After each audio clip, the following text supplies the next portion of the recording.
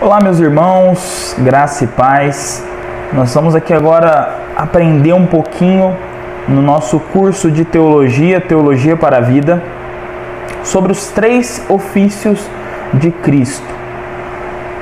Essa expressão, os 3 ofícios de Cristo, ela é desconhecida por grande parte dos evangélicos dos nossos dias. As pessoas não sabem simplesmente que dentro do ministério da vida de Jesus e também das promessas feitas no Antigo Testamento sobre Jesus, existem ali 3 ofícios que Cristo exerce, exatamente para que através desses ofícios ficasse cada vez mais evidente aquele chamado do Antigo Testamento, aquela promessa do Antigo Testamento que Deus mandaria um Salvador, mandaria alguém que completaria perfeitamente a obra de redenção sobre o seu povo.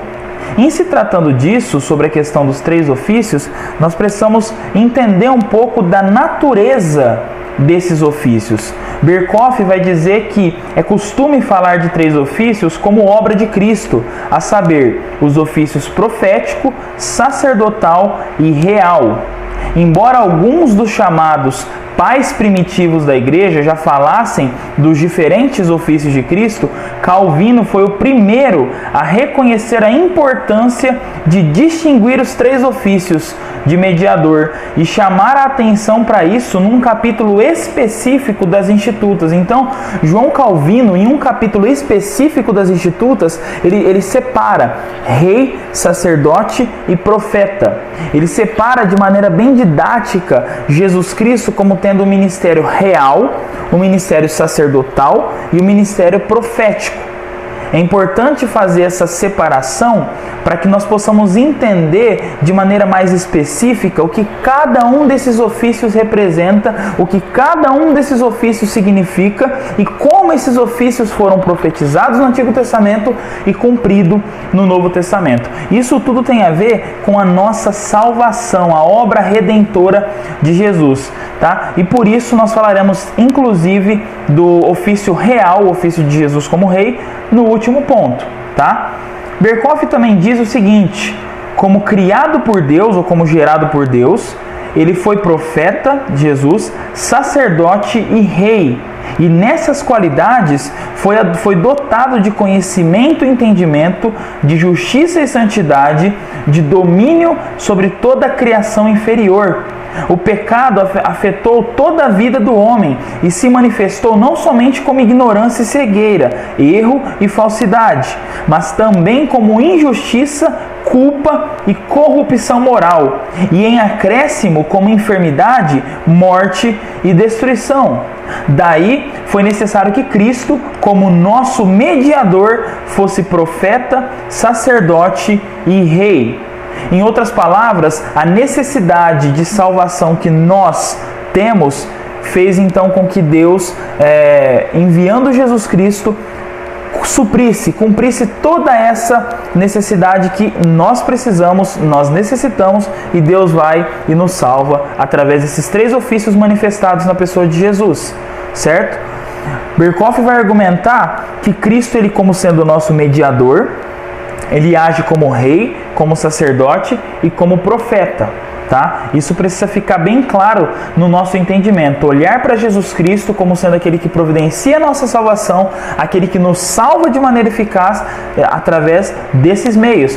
O fim de tudo isso aqui, o ponto final de sacerdócio, de ministério profético, de ministério de realeza, é exatamente a nossa salvação. Começando então pelo primeiro ofício, o ofício de profeta. O que é um profeta? Profeta é o que nós vemos hoje em dia na televisão? Profeta é alguém que tem revelações? Profeta é alguém que vê o futuro?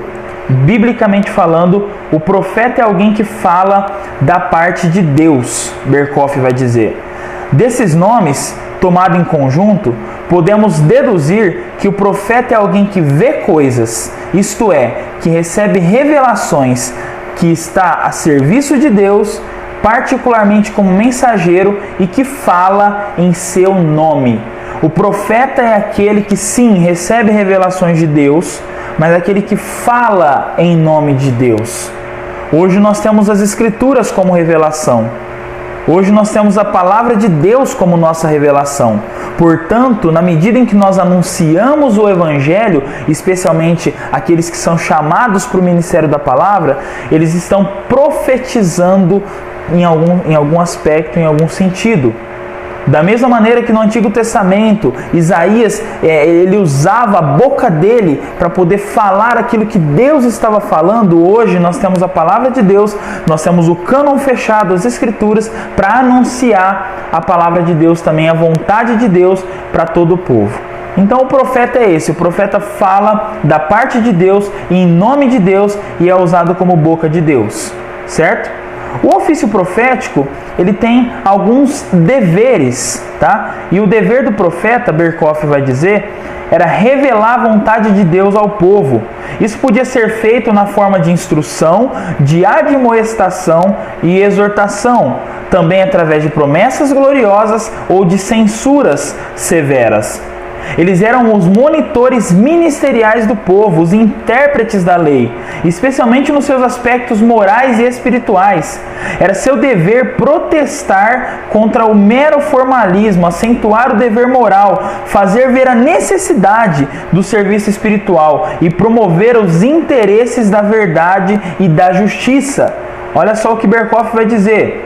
Se o povo se afastava das veredas do dever, eles tinham que chamá-lo de volta à lei e ao testemunho e anunciar o iminente terror do Senhor sobre os ímpios. Mas a sua obra também estava intimamente relacionada com as promessas da graça de Deus para o futuro. Era seu privilégio de escrever as coisas gloriosas que Deus tinha em depósito para o seu povo. Também fica evidente pela Escritura que os verdadeiros profetas de Israel tipificavam o grande profeta que havia de vir. Ele cita Deuteronômio 18:15, junto com Atos 3, 22 a 24, e que já estava agindo por meio deles nos dias do Antigo Testamento. O que Berkhof vai ensinar com relação ao ofício de profeta? Ele vai dizer que desde o Antigo Testamento, Deus já estava usando os profetas para tipificar a pessoa de Jesus no futuro. Ele já estava usando os profetas para ser um tipo de Cristo como profeta no futuro. E não só isso, ele termina dizendo que através dos profetas, Cristo já estava agindo nos dias do Antigo Testamento. Então veja, o ministério profético do Antigo Testamento nada mais era do que um meio para poder se alcançar o ministério profético de Jesus no Novo Testamento. Os profetas do Antigo Testamento profetizavam, exortavam o povo, chamavam o povo ao arrependimento, trazia terror ao povo por conta do pecado, mas ao mesmo tempo prefigurava Jesus Cristo como sendo o profeta perfeito. Então, ao olharmos para os profetas do Antigo Testamento, entendamos que é Cristo agindo através daqueles profetas, através daquelas mensagens, e no Novo Testamento, Cristo cumprindo aquelas profecias feitas no Antigo Testamento. É isso que Berkhof vai nos ensinar através do ofício de profeta. Ele continua aqui, então, agora, colocando uma distinção acerca da obra de Cristo. E aqui existem dois aspectos, duas maneiras de Cristo agir quando diz respeito ao seu ministério profético. A primeira maneira que ele coloca para Cristo agir é tanto antes como depois da encarnação, quando Jesus encarna, quando Jesus vem em vida, quando Jesus se faz homem, tá? Tanto antes quanto depois da encarnação. Ele coloca aqui que Cristo agiu como profeta mesmo na antiga dispensação, como nas revelações especiais do anjo do Senhor. Você deve se recordar, o anjo do Senhor no Antigo Testamento. Lembra? Aquele era Jesus Cristo, já agindo no Antigo Testamento. Nos ensinos dos profetas, nos quais agiu como espírito de revelação. Se você ler 1 Pedro, capítulo 1, versículo 11, vai ver exatamente isso, que desde o Antigo Testamento, desde lá atrás, Cristo tem agido através dos profetas. E também na iluminação espiritual hoje, dos crentes. Então hoje Cristo ainda age através do seu ministério profético, mesmo antes de ser encarnado e mesmo depois de ser encarnado, Cristo continua agindo através do ministério profético hoje, com os crentes, iluminando a nossa mente para que nós possamos compreender as Escrituras, iluminando aquilo que nós temos de conhecimento, para que aquilo se abra, para que aquele pensamento se desmistifique e nós possamos compreender as verdades sobre Deus. Ele continua dizendo que depois da encarnação, Jesus prosseguiu a sua obra profética com seus ensinos e milagres, com a pregação dos apóstolos e dos ministros da palavra e também com a iluminação e instrução dos crentes como o Espírito que neles habita. Ele continua sua atividade profética desde os céus, mediante a operação do Espírito Santo.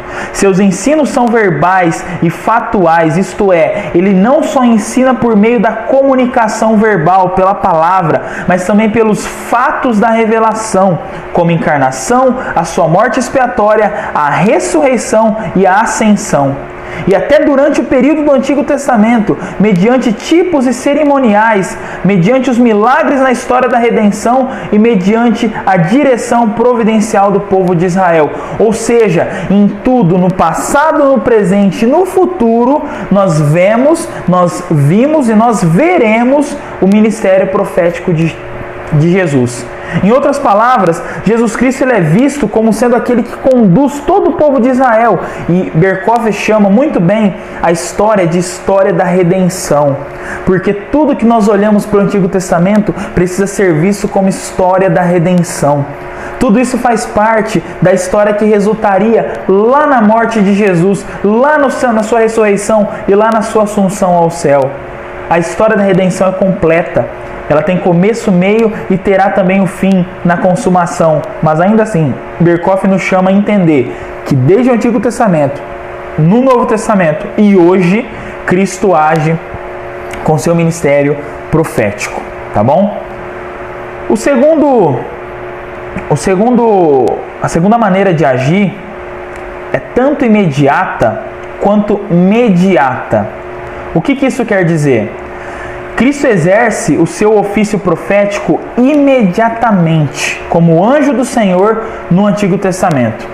Mas, no Novo Testamento, ele também age como Senhor encarnado, através dos seus ensinos e também do seu exemplo. Então, tanto no aspecto de Antigo Testamento, Jesus Cristo como o anjo do Senhor, o profeta naquele período, e tanto quanto Jesus Cristo como encarnado, vindo como homem, vivendo a sua vida, tendo o seu ministério, tanto em um caso como em outro caso, ele age com o seu ofício profético de maneira imediata. Entretanto, ele também exerceu o seu ministério imediatamente, através da operação do Espírito Santo, por meio dos ensinos dos profetas do Antigo Testamento e dos apóstolos no Novo Testamento. E também exerce agora mesmo pelo Espírito que habita nos crentes, como também pela instrumentalidade dos ministros do Evangelho. Isso significa também que ele dá continuidade à sua obra profética objetiva e externamente, subjetiva e internamente, mediante o Espírito Santo, que é descrito como o Espírito de Cristo. Então veja, embora Cristo tenha operado de maneira imediata, tanto no Antigo Testamento como anjo do Senhor, quanto no Novo Testamento como sendo o Cristo, o Jesus, ele também opera através dos profetas e através dos apóstolos. Em uma certa medida, os profetas recebem ali parte do que Jesus Cristo tem no seu ministério profético, no seu ofício profético. Os apóstolos, a mesma coisa, eles também possuem neles parte do ofício profético de Jesus. E nós temos em nós hoje, especialmente aqueles que são ministros do Evangelho, pastores, líderes, presbíteros, esses homens que pregam a palavra de Deus na igreja recebem em certa medida também parte do ofício de Cristo. Então a obra de Cristo, do seu ministério profético, é desde lá de trás, no meio da história e hoje também. Até que ele volte, esse ministério, esse ofício, ele continua sendo nitidamente visto. Nós temos algumas provas bíblicas, algumas não, fui muito bonzinha, são muitas provas bíblicas, e Berkhof vai dizer que a Escritura atesta de várias maneiras o ofício profético de Cristo. Ele é prenunciado como profeta em Deuteronômio 18:15, passagem aplicada a Cristo em Atos 3:22 a 23. Ele fala de si mesmo como profeta em Lucas 13:33. Além disso, ele alega que traz uma mensagem do Pai, lá em João 8:26 a 28, João 12:49 e 50, João 14:10 e 24, João 15:15, João 17:20 e João 20 também. Ele também prediz coisas futuras em Mateus 24, 3 a 35, Lucas 19, 41 a 44. E ele também fala com singular autoridade em Mateus 7, 29. Suas poderosas obras serviam para autenticar a sua mensagem. Em vista disso tudo, não admira que o povo o tenha reconhecido como profeta. Mateus 21:11, Lucas 7:16, João 3:2, João 4:19, João 7:40, João 9:17. São inúmeros textos bíblicos que depois eu vou até mandar para vocês essas provas bíblicas no grupo, tá? Para que vocês anotem nas suas Bíblias e vejam que o Antigo Testamento e o Novo Testamento estão em perfeita harmonia, em perfeita sincronia com relação ao ministério profético de Jesus. Nós temos inúmeras provas bíblicas, nós temos muitos argumentos bíblicos mostrando que sim, Jesus Cristo foi predito no Antigo Testamento como profeta e no Novo Testamento ele é também visto como um profeta. Ele fala como um profeta, ele age como um profeta, porque isso faz parte de um dos seus ofícios, ok? Dando continuidade, nós temos aqui uma distinção entre o profeta e o sacerdote, porque muitas pessoas fazem uma confusão. Muitas pessoas pensam que o ofício de profeta e o ofício de sacerdote são praticamente o mesmo, mas não são, tá? A Bíblia ela faz ampla, mas importante distinção entre o profeta e o sacerdote, diz Berkhof. Ambos receberam de Deus o seu encargo, mas o profeta foi nomeado para ser representante de Deus junto com o povo, para ser seu mensageiro, para interpretar a sua vontade. Era primeiramente um mestre religioso. Por outro lado, o sacerdote era representante do homem junto a Deus. Tinha o especial privilégio de se aproximar de Deus e de falar e agir em favor do povo. Então, o profeta, ele era aquele que tinha nele a autoridade para falar da parte de Deus para o povo, enquanto o sacerdote era aquele que se apresentava do povo para Deus. O sacerdote era o líder que ia até Deus entregar o sacrifício para que Deus perdoasse os pecados do povo. Isso inclusive é visto em muitas outras religiões, porque elas acabam se apropriando ou tendo certas influências desse aspecto de sacerdote. Você pode notar que em outras religiões existem aqueles que vão até os deuses para poder satisfazer a ira daqueles deuses através de sacrifícios, certo? No cristianismo, o sacerdote desde o Antigo Testamento ele é visto como aquele que vai até diante de Deus, em nome do povo, como líder do povo, como chefe do povo, para poder apresentar os sacrifícios e Deus perdoar o povo, certo? O ofício de sacerdote ele pode ser definido da seguinte maneira, como diz Berkhof. Ele coloca aqui o seguinte: a passagem clássica na qual são dadas as verdadeiras características do sacerdote e na qual a sua obra é em parte designada é Hebreus 5:1. Estão indicados nessa passagem os seguintes elementos. Primeiro, o sacerdote é tomado dentre os homens para ser o seu representante. Segundo, ele é constituído por Deus, conforme o versículo 4 vai dizer. Ele não pode se autoproclamar sacerdote, tá? Terceiro, ele age no interesse dos homens nas coisas pertencentes a Deus, isto é, nas coisas religiosas. Quarto, a sua obra especial consiste em oferecer dádivas e sacrifícios pelos pecados. Mas a obra de sacerdote inclui ainda mais do que isso. Ele também fazia intercessão pelo povo e os abençoava em nome de Deus. Levítico 9:22 é onde vai dizer isso. O sacerdote, ele não era só aquele que se apresentava diante de Deus, mas ele era também aquele que fazia intercessão pelo povo, ele orava pelo povo. E aqui você pode lembrar de João 17, onde Jesus Cristo ele ora para Deus e ele fala: Senhor, eu não oro somente por esses 12 aqui que estão comigo, por esses discípulos, mas eu oro por todos aqueles que vão crer pela pregação desses no meu evangelho. Então, Jesus Cristo em João 17, ele age como sendo o sacerdote. Ele intercede pelo povo, ele intercede pelos seus eleitos, tanto daquele período quanto dos que iriam crer. Então veja, o ofício sacerdotal de Cristo, ele é claramente visto nas Escrituras. No ministério de Jesus, Jesus Cristo ele é sacerdote. Ele tem que ser visto como sacerdote, porque é assim que ele se apresenta. E além disso, ele os abençoa em nome de Deus. Esses são os sacerdotes. Além de interceder pelo povo, ele também abençoa, ele roga a bênção de Deus sobre o seu povo. Esse é o sacerdote, tá? Nós temos aqui também, olhando para Jesus Cristo como sacerdote, a figura de alguém que se apresenta diante de Deus, não apenas para interceder, não apenas para poder pedir para que Deus perdoe o povo, tá? Mas Jesus Cristo aqui ele tem um duplo ofício. Ele é tanto o sacerdote quanto o sacrifício, tá? Em se tratando disso, nós podemos olhar para Cristo pela Escritura como sendo Ele mesmo o sacrifício oferecido a Deus pelos nossos pecados. No Antigo Testamento era necessário que animais fossem mortos, que sangue fosse derramado para que aquele povo recebesse da parte de Deus o perdão. No Novo Testamento nós vemos que na verdade o sacrifício de Cristo ele transborda, ele supre aquele sacrifício de animal imperfeito. E Cristo morre naquele momento sendo o sacerdote, mas também sendo o sacrifício. Isso é maravilhoso, irmãos. É importante nós olharmos para Cristo como sendo de fato aquele que morreu em nosso lugar, mas também aquele que foi até Deus. Aquele que apareceu diante de Deus. Deus que não tem o culpado por inocente. Deus que pela sua justiça santa, perfeita, Ele vai punir o pecado e o pecador.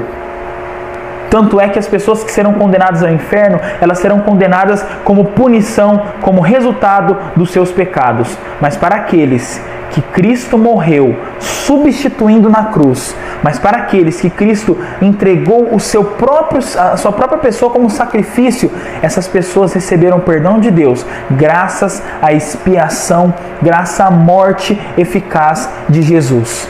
A morte de Jesus foi suficiente para satisfazer a ira de Deus. Deus ele necessita, por conta da sua natureza, não é que Deus precisa de algo, mas por conta da sua natureza, Ele vai necessitar de satisfazê-la. Ele vai necessitar de punição de pecado. E Ele pune o pecado na pessoa de Jesus. Por isso que Cristo morre no nosso lugar de maneira substituta. Por isso que Cristo morre no nosso lugar nos substituindo. Porque naquele momento, Cristo está pagando a culpa do nosso pecado. Cristo não se faz pecador, mas Ele se apresenta diante de Deus como sendo o sacerdote e Ele se entrega como sendo o sacrifício. Isso é maravilhoso. Isso nos constrange de tal modo que nós enxergamos para a morte de Jesus como algo muito doloroso, mas para nós, era o sacrifício necessário. Nós não tínhamos outro sacrifício. Não havia nada que poderia fazer com que Deus nos perdoasse, senão o sacrifício de Jesus. Então Cristo, como sendo o sacerdote, Ele também é o sacrifício. E Ele se entrega diante de Deus, como sendo o Cordeiro de Deus que tira o nosso pecado. O Cordeiro de Deus que morre no nosso lugar. Glória somente a Deus por conta disso. Nós devemos olhar também aqui algumas provas bíblicas de que Cristo ele é de fato o sacerdote. O Antigo Testamento ele prediz, Berkhof vai dizer, e prefigura o sacerdócio do Redentor vindouro. Há claras referências a isso em Salmo 110:4 e em Zacarias 6:13. Além disso, o sacerdócio do Antigo Testamento e praticamente o sumo sacerdote claramente prefiguram o Messias sacerdotal. No Novo Testamento, há somente um único livro em que ele é chamado sacerdote, qual seja a Epístola aos Hebreus. Mas ali, o nome é repetidamente aplicado a Jesus. Hebreus 3:1, Hebreus 4:14, Hebreus 5:5, Hebreus 6:20, Hebreus 7:26 e Hebreus 8:1. Ao mesmo tempo, muitos outros livros do Novo Testamento se referem à obra sacerdotal de Cristo, como nós vimos em relação a esse assunto. Nós olhamos para as cartas de Paulo aos Romanos, para a carta de Paulo aos Colossenses, a carta de Paulo aos Filipenses, e ali nós vemos Cristo como sendo aquele que se entrega pelo povo. Isso é sacrifício. Mas, da mesma maneira, se apresentar diante de Deus como oferta é ser sacerdote. Então, nesse aspecto, Cristo é o sacerdote. Cristo, ele é o sacerdote diante de Deus. É aquele que vai como representante do povo de Deus. Mas, ao mesmo tempo, Cristo se entrega diante de Deus. Isso é maravilhoso, como eu disse. Glória a Deus. Por fim, nós temos o terceiro ofício, não menos importante, que é o ofício de rei. A natureza desse reinado, Berkhoff vai dizer, que é um reinado espiritual. Esse reinado espiritual é o seu governo, o governo de Cristo, sobre o seu povo e sobre a igreja. Cristo, ele é rei sobre o seu povo e sobre a igreja. E aqui eu abro um parênteses. Embora Cristo reine sobre toda a criação, sobre todo o mundo, e ele reina de fato, ele é Senhor sobre tudo, o relacionamento com a sua igreja faz com que ele exerça um reinado mais específico. O típico reinado que nós temos na nossa cabeça como aquele rei que está cuidando do povo, que tem vários súditos e tudo mais. Esse rei. É um reinado espiritual, Berkhoff continua, porque se relaciona com uma esfera espiritual. É o governo mediatário estabelecido nos corações e nas vidas dos crentes. Ademais, é espiritual porque leva direta e imediatamente a um fim espiritual, a salvação do seu povo a esse fim. E finalmente, ele é espiritual porque é administrado não pela força ou por meios externos, mas pela palavra e pelo Espírito, que é o Espírito da verdade, de sabedoria, de justiça e santidade, de graça e misericórdia. Esse reinado revela-se na reunião da igreja e em seu governo, proteção e perfeição. A Bíblia fala a respeito desse reino em muitos lugares. Ele cita vários versículos aqui, mas o capítulo 2 de Salmos é um salmos messiânico. Ele prediz ali naquele salmo o reinado de Jesus Cristo sobre o seu povo. Cristo reina sobre a sua igreja. Eu nunca vou esquecer a frase de John Calvino, onde ele diz que a Bíblia, a palavra de Deus, é o cetro pelo qual o Rei do Universo conduz a sua igreja. Então Cristo, ele é rei sobre a sua igreja, sobre o seu povo. É um reinado que transcende ao reinado de Davi, mas é importante lembrar do reinado de Davi também. Além dessa referência, nós temos inúmeras outras referências que eu posso mandar no grupo também para vocês, tá?